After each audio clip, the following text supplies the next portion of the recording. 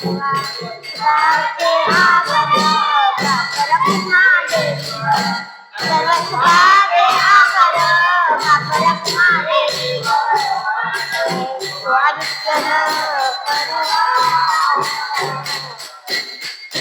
माधव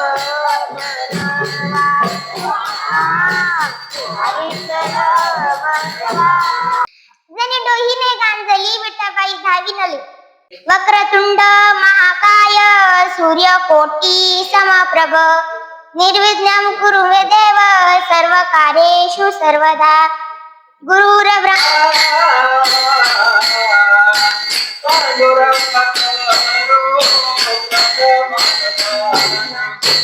पांडुरंगा करो प्रथम नमन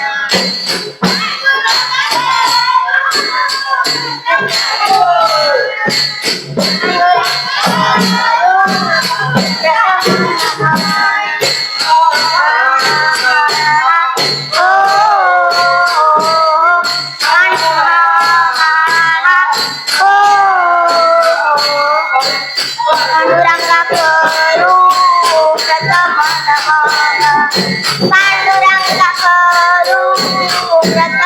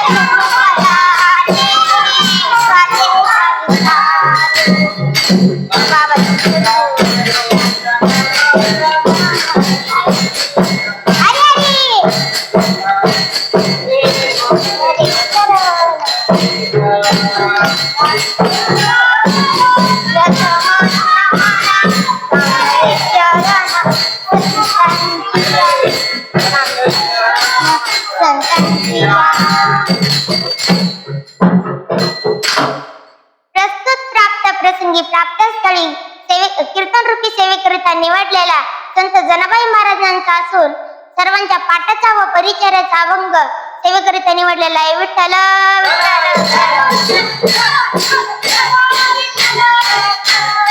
आता थोडक्यात पाहू. जनी डोहीने गांजली विठाबाई धावी नली म्हणजेच जनाबाईच्या डोक्यात उवा झाल्यामुळे त्यांना खूप त्रास होत होता, म्हणून त्यांनी विठ्ठलाला हाक मारली आणि मदतीसाठी बोलवले.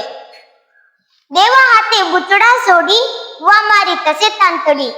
देव धावत आले आणि तातडीने जनाबाईच्या डोक्यातले उवा मारायला बसले. केस विंचरांनी मोकळे केले, जनी मनी निर्मळ झाले.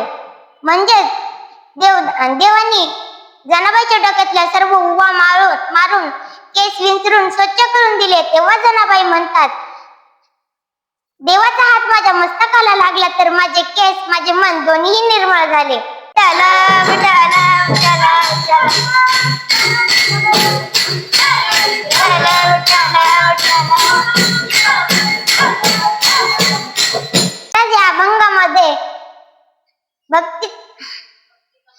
महाराज या अभंगामध्ये भक्तीचा महिमा वर्णन करून सांगतात.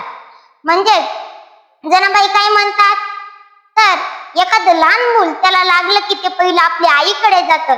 तसं जनाबाईंना त्रास होत होता, म्हणून ते आपल्या विठुबाईकडे गेल्या. एकदा काय झालं, एका गावामध्ये एक डॉक्टर आला आणि तो डॉक्टर लोकांना फक्त पुड्या द्यायचा, औषधाच्या पुड्या द्यायचा फक्त. आणि एके दिवशी एका शेतकऱ्याच्या पोटात दुखत होतं, म्हणून तो डॉक्टरांकडे गेला आणि डॉक्टरांना म्हणाला, डॉक्टर माझं पोट खूप दुखते. तर डॉक्टरांनी ती पुडी दिली आणि सांगितलं, सकाळ दुपार संध्याकाळी ही पुडी खायची, 3 टाइम ही पुडी खायची. तर तो शेतकरी ती पुडी घेऊन घरी आला. त्यांनी सकाळ दुपार संध्याकाळ 3 टाइम ती पुडी खाल्ली. त्याला बरं वाटलं. त्यांनी त्या डॉक्टराचा प्रसार सगळ्या गावात केला. म्हणून सांगितलं तो डॉक्टर खूप चांगला आहे, त्या डॉक्टरांकडे जायचं, त्या डॉक्टरांचं गुण लागतं, असं असं सांगितलं. आणि आपल्याला माहित आहे पोट दुखलं की डॉक्टरांकडेच जावं लागतं, चोरी केली की पोलिसांकडेच जावं लागतं.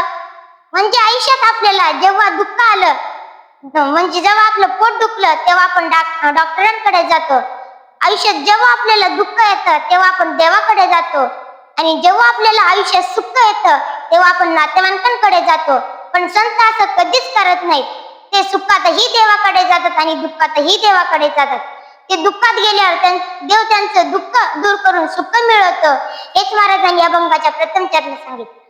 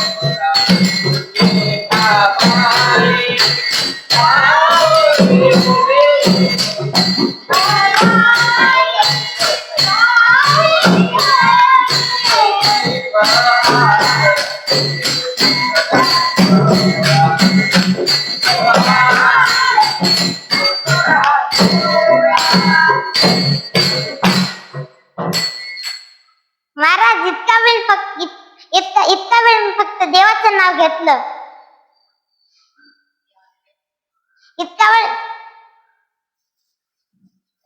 महाराज इतका वेळ मी फक्त देवाचं नाव घेतलं. आता तुम्ही सर्वांनी दोन्ही हात वरी करा आणि विठ्ठलाचं नाव घ्या. विठोबा रखुमाई, जय जय विठोबा रखुमाई, विठोबा रखुमाई, विठोबा रखुमाई, विठोबा रखुमाई, विठोबा रखुमाई, विठोबा रखुमाई, विठोबा. मुलगा आजारी पडला. मोठे मोठे डॉक्टर बोलावले तरी त्या राजकुमारला फरक पडला नाही. शेवटी राजसिंहासनावरून खाली उतरला आणि मुलाला पलंगाजवळ बसून त्याची सेवा करत, त्याला खाऊ घालत, त्याला औषध देत, अशी त्याची सेवा करत तो तिथं बसला. विठ्ठल विठ्ठल विठ्ठल.